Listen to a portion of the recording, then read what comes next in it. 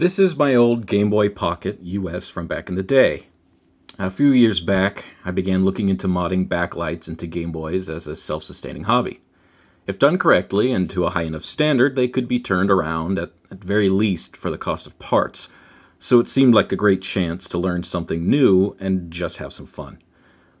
I started with the large DMG models, and I found some moderate success in those projects. I got my money back, maybe a few dollars more. However, as any others who have taken on this task will tell you, the removal of the reflective backing on the screen is a nerve-wracking and potentially heartbreaking process, even when you take the most care possible. The adhesive keeping the reflective tape on is very strong and difficult to remove from the screen without damaging it. It's not only easy to damage the physical screen, but it's also very easy to damage the ribbons coming off, which will lead to blank lines through your screen. I was very fond of the portability of the Pocket, and I figured, why not do the same process on these instead? This was the result of my labor, and let me preface this by saying I will never, ever attempt this again. I am ashamed to say I destroyed 2 other Game Boy Pockets in the process of trial and error, and even with this piece, I messed it up. However, it does work well enough to keep for myself, so let me show you what I did. First, I thought adding a rechargeable battery would be a necessity, as the backlight mod drains the battery much faster than the stock Game Boy. Plus, who doesn't like a rechargeable battery? I found others had success installing a DSi battery into the case, as it was just narrow enough to fit with some modifications to the shell. This actually worked beautifully for me. I made this Game Boy over 2 years ago, and I am just now charging it for the first time making this video since I finished it. Though I have only used it for testing my Pokemon game batteries, I haven't used it for any real playtime, so I'll take that for what it is. Now here's the nightmare that is modding the Game Boy Pocket. Just like the DMG, the screen has reflective backing, but the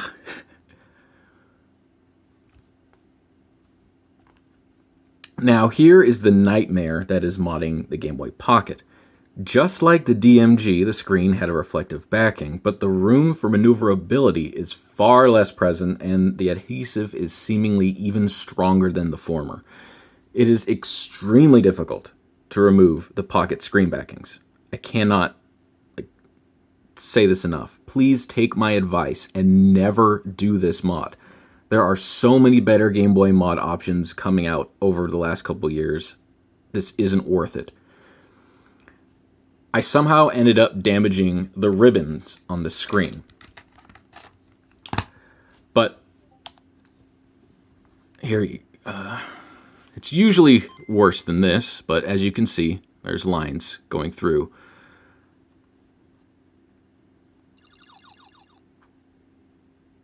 When I press down near the bottom of the screen,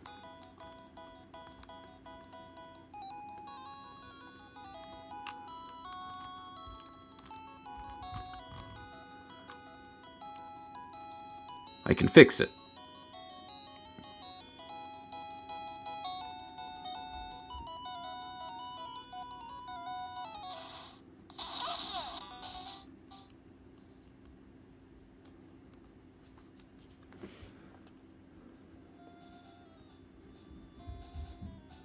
And as you can see, even farther below, there's some leakage there from the crystals.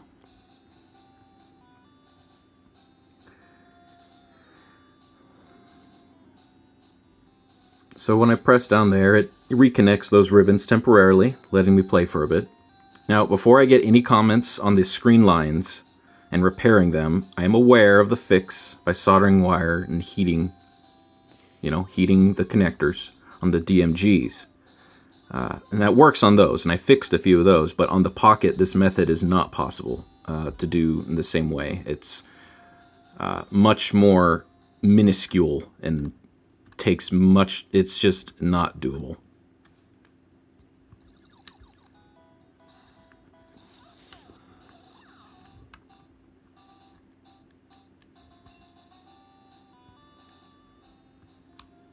So there it is.